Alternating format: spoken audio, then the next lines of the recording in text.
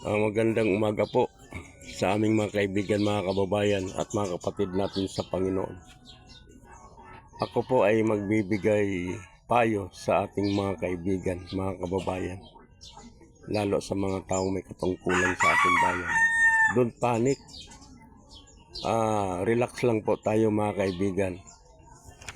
May mga taong nagsasabi, ano daw ang nangyayari sa ating bansa? Bakit ganito? Ang unang dahilan, mga kaibigan, itinuturo ng Biblia at ipinapahayag. Ang dahilan, ang lahat po ng tao ay makasalanan. Sabi ng Biblia, lahat ng tao ay nagkasala. Roma 3:23. At sinasabi pa, walang matuwid, wala kahit isa. Kaya pag ang tao po ay nagkasala, ito po ang sinasabi ng Biblia, lahat ng tao ay makasalanan. Walang matuwid, wala kahit isa. Kaya may batas sa lupa. Bahala po ang batas natin. Dapat ipatupad ang batas. Dahil may batas naman po tayo. Kung ano ang nauukol na parusa doon sa mga nagkasala, ipatupad ang batas. Dahil sa Bible, sa batas ng Diyos, bawal yung pagnanakaw. At may batas din po ang tao na ginawa na may kauukulan na parusa sa mga taong nagnanakaw. Lalo kung ikaw ay taong may kapangyarihan. Pag ang taong may kapangyarihan ay sinusunod ng tao yan. Pag ang taong may kapangyarihan ay pinapakinggan ng tao, kinakatakutan ng tao. Dahil mayroon kang kapangyarihan. Kapag ikaw may kapangyarihan, may karapatan ka gumawa ng batas. At ang ginawa mong batas ay sinira mo, linabag mo. Babalik sa iyo ang ginawa mong batas. Kaya dapat maparusahan ang mga lumabag sa batas. Kaya ano ang dahilan? Mga minamahal, bakit may mga taong nai-involved kahit mga mambabatas gumagawa ng batas? Ang pangatlong dahilan, ang pera, mapanganib sa tao yan. Sabi dito ni Pablo, ang pag-ibig sa salapi ay ugat ng lahat ng uri ng kasamaan. Pag ang pera inibig mo, mga kaibigan, sabi ugat ng lahat ng uri ng kasamaan. Ang tao wala pang magandang relasyon sa Diyos, masisira ang kanyang pagkatao. Kaya ito po ang aking mga payo na biblikal. Sabi ni Kristo yan, pag ang tao walang relasyon sa Diyos, wala siyang magagawa. Sabi sa Juan, ako ang puno ng ubas, kayo ang mga sanga. Ang manatili sa akin at ako'y sa kanya, ang siyang nagbubunga ng marami, sapagkat kung kayo'y hiwalay sa akin, wala kayong magagawa. Ito ang mga dahilan kung bakit may mga kilalang tao, mga sikat na tao, mga tao na inaasahan natin na para sa atin, makakatulong sa atin, makapaglilingkod ng tama para sa ating bayan, nai-involved sila. Ang dahilan, sapagkat ang tao ay nahiwalay sa Diyos pag wala kang relasyon sa Diyos. Totoo ba talaga na ikaw naglilingkod sa Diyos? Totoo ba talaga ang puso mo sa Diyos? Totoo ba talaga na mayroon kang magandang relasyon sa Diyos? Sabi nga ni Kristo, kung hiwalay kayo sa akin, wala kayong magagawa. Ano pa ang sinasabi ng Biblia? Ang mga hindi mananampalataya at naglilingkod sa Diyos, mabibigo sila. Isipin mo yan. Anong tinutukoy ng kabiguan? Lahat ng mga plano mo sa buhay, mabibigo ka. Yan nga ang sabi ng Panginoon, kung kayo hiwalay sa akin, wala kayong magagawa.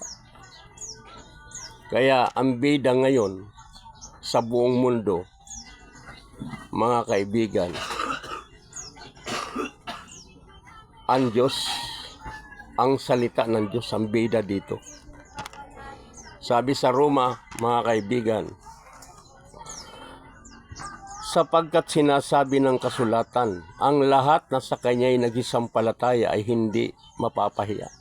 Kaya ang bida sa buong mundo, mga minamahal, ang salita ng Diyos. Pag ikaw sa Diyos, hindi ka mapapahiya. Pag totoo na ikaw ay sa Diyos. Pero kung ang Diyos ay binabanggit mo lang Diyos, tinatawag mo lang ang Diyos, sabi ng Panginoon, hindi lahat na tumatawag sa Diyos ay maliligtas. Hindi lahat ng tao tatawag sa Diyos, papasok sa kaharian ng Diyos. Ay kung tinatawag mo lang, sinasabi mo lang na ikaw sa Diyos, pero ang gawa mo hindi sa Diyos, mabibigo ka pa rin. Kaya ito ang mga nangyayari, kaya ang mga taong nagkasala, dapat maparusahan. Dahil may batas po ang Diyos, may batas ang tao. Anong batas ang, kung hindi maparusahan ng batas ng tao, mahina ang ating batas. Pero pagdating po sa batas ng Diyos, ang tao hindi po yan makalulusot. Bakit? Tapat po, tapat ang batas ng Diyos. Purihin ang Panginoon. Kaya ito ang mabibigay ko ng advice sa mga ating mga kababayan, lalo sa ating bansang Pilipinas, sa ating mga leader, lalo sa ating presidente. Ngayon, kung ang ating presidente ay walang kinalaman dito, dapat tumilos siya, umaksyon, para hindi siya madamay sa puot at galit ng taong bayan. Ito lang po ang aking ma-advise bilang isang preacher. Tayo naman ng mga kapwa Pilipino, relax lang tayo, don't panic. Dahil tinatarget natin ang mga taong nagkasala at gumawa ng kasalanan, hindi naging tapat. Sa pera, hindi sila naging tapat. Relax lang tayo, wag lang tayo magpanik, mga kaibigan. Kailangan mapanagot natin ang mga taong nagkasala dahil may batas po tayo. Kailangan managot sila. Hindi pwede na mabsilto sila. Dahil hihina, magiging mahina ang ating batas pag hindi ito mapatupad. Kaya dapat managot ang mga may kasalanan dito, mga kaibigan. Ano pang dahilan? Bakit nagkakagulo ang ating bansa? Dahil ang tao, nagmamataas kasi ang tao, sabi ng Bible. Kaya ang biyaya nawawala sa atin dahil puro tayo matatalino, puro tayo nagmamataas. Sabi rito, mga kaibigan, kung ang aking bayan na tinatawag sa pamagitan ng aking pangalan ay magpakumbaba at dumalangin at hanapin ang aking mukha at talikuran ang kanilang masasamang mga lakad, aking ang didinggin sa langit at ipatatawad ko ang kanilang mga kasalanan at pagpapalain ko ang aking lupain. Ano ang sabi ng salita ng Diyos, mga kaibigan? Kung ang aking bayan daw ay magpakumbaba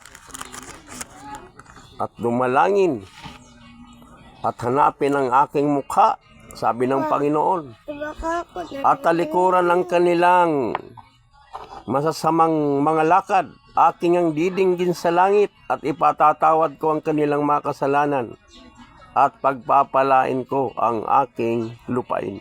Ito ang sekreto ng pagpapala ng Diyos sa ating bansa.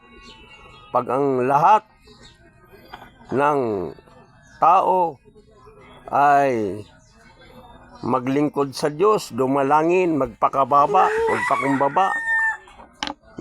Hanapin ang Diyos, paglingkuran. Anong gagawin ng Diyos? Ipatatawad nila ang ating mga kasalanan at pagpapalain tayo. Kala nyo ba pag ang tao marami ng pera, nasisiguro ka ba na siya ay pagpapalain ng Diyos? Sigurado ba tayo kapag ang tao maraming pera?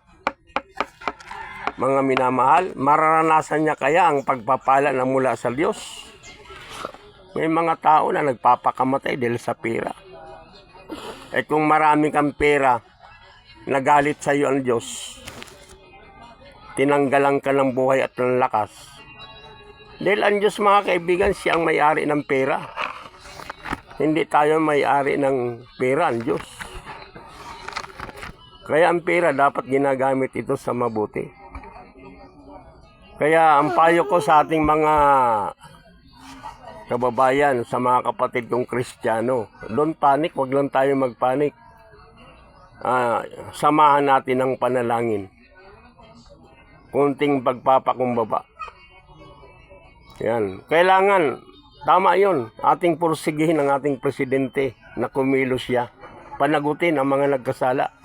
Dahil pag hindi niya napanagot ang mga taong nagkasala, magiging mahina ang ating bansa.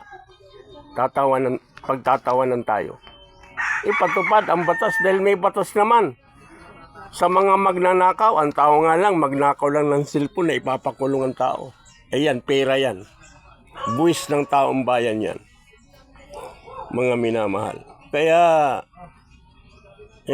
ipatupad natin ang batas. Mga minamahal. Dahil batas yan, ginawa yan eh. Mga kaibigan, kaya tayo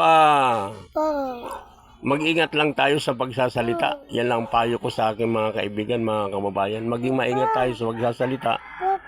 Baka tayo na nagsasalita, isa rin tayo. Kaya nga sabi ng Panginoon, bago mo tingnan ang puwing ng iba, ang puwing mo muna. Kaya ang payo ko po, relax lang. Manalangin tayo sa bayan ka ng prayer. At ang mga nagkasala, mga minamahal, kailangan mapanagot sila. Bakit? Linalabag nilang batas. Salamat po at magandang umaga. Pagpalain tayo ng Panginoon.